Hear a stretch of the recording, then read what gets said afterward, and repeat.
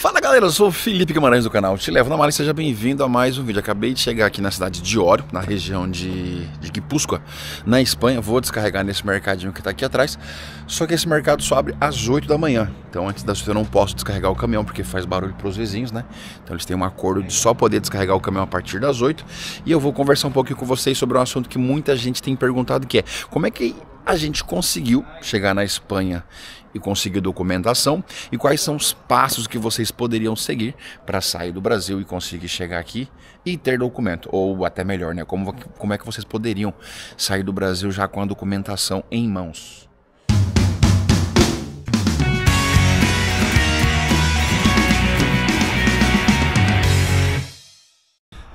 Gente, essa aqui é uma região de praia. Ório é litoral de Guipúzcoa.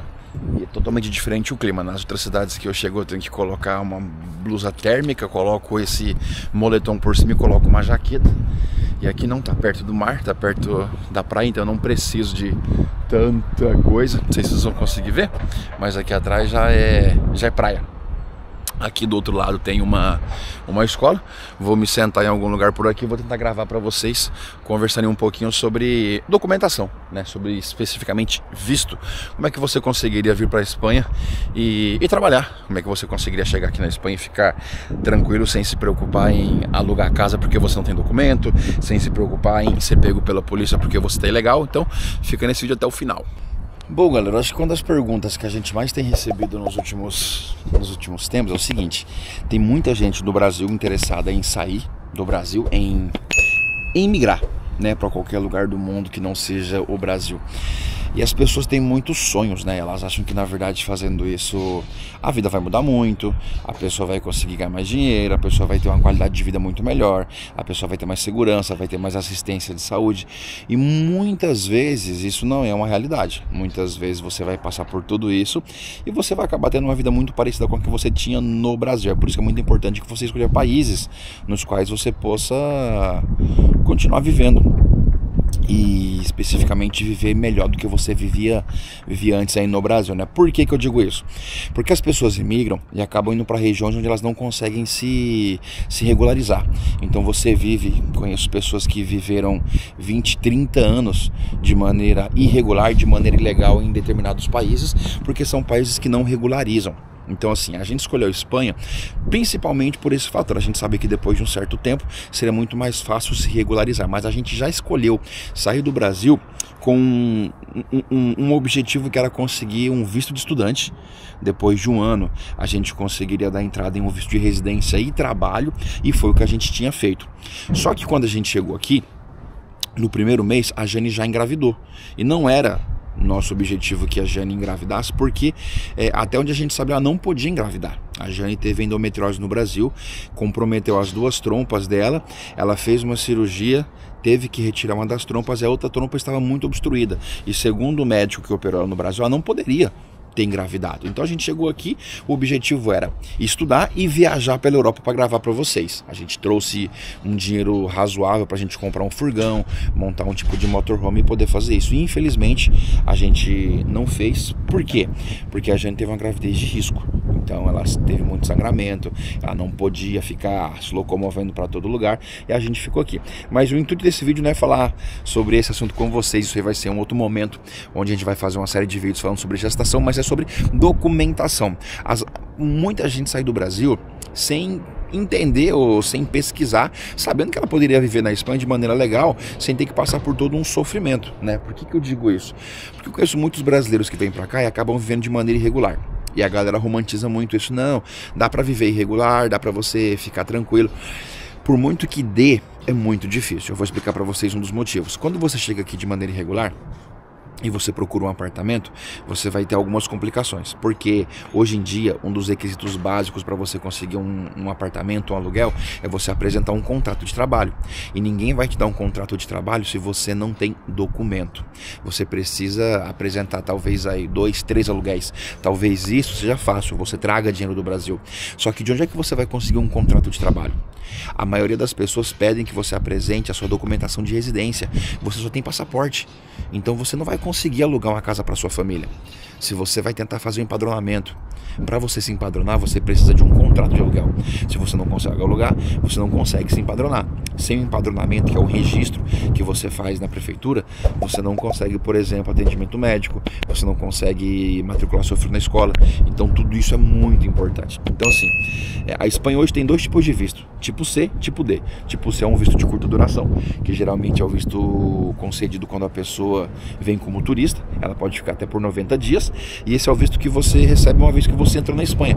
Você não precisa solicitar esse visto em lugar nenhum. E o segundo tipo de visto, que é o visto tipo D, ele é um visto de longa duração. E aí a gente tem alguns tipos de visto que são importantes que a gente fale nesse vídeo. Inclusive, se você tiver interesse em saber quanto custa, como solicitar esses vistos, a minha esposa e eu montamos uma assessoria. Basicamente é um planejamento de imigração que você poderia solicitar para a gente aqui nos comentários, valores, o que a gente oferece para vocês, e todas essas informações estão dentro do nosso Instagram, que é o que vai aparecer para vocês aqui embaixo na telinha. Vamos lá, o primeiro visto que existe hoje aqui na Espanha é o visto de estudante, que talvez seja o visto mais fácil para você conseguir. Só que para que você obtenha o visto de estudante, você tem que entender uma coisa: você precisa conseguir uma instituição espanhola que te matricule. Você precisa estudar por pelo menos 20 horas semanais, e você precisa obrigatoriamente ter um seguro de saúde que cubra todo tipo de situação médica aqui na Espanha, e você precisa comprovar algumas rendas, né?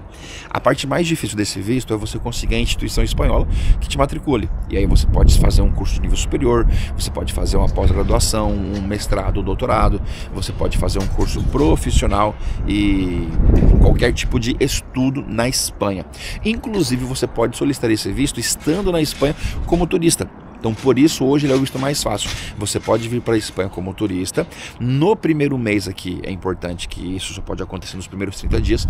Você procura uma instituição de ensino, faz uma matrícula para qualquer tipo de curso. Curso de barbeiro, curso de manicure, curso de saúde, curso de espanhol. Você se matricula e você apresenta esses documentos para o escritório de imigração, e aí eles concederiam o visto para você. Óbvio, né? Você vai ter que cumprir uma série de regras.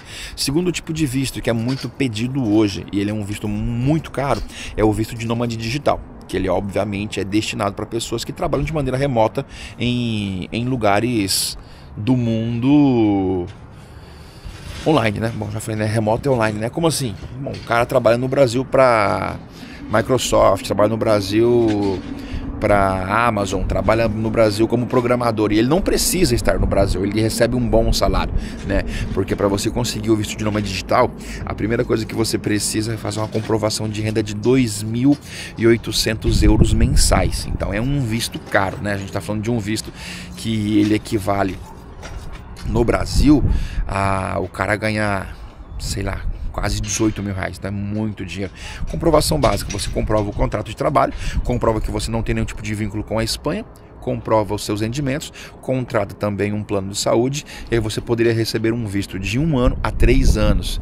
E é importante falar que depois de 2 anos vivendo legalmente na Espanha, você poderia solicitar a sua nacionalidade. Terceiro tipo de visto que existe é o visto de residência e trabalho. Só que para você conseguir esse visto, você precisa de um contrato de trabalho espanhol ou alguma empresa que esteja disposta a te contratar. E essa talvez é a parte difícil, porque você precisaria encontrar uma empresa que aceite você ou que esteja necessitando de um profissional de alta demanda. Por quê? Porque vamos supor que a minha empresa precisa de caminhoneiro, ela encontra alguém no Brasil e tenta contratá-lo. Se aqui na Espanha tem outro caminhoneiro disponível no sistema do mercado espanhol, a minha empresa é obrigada a contratar o cara que está aqui.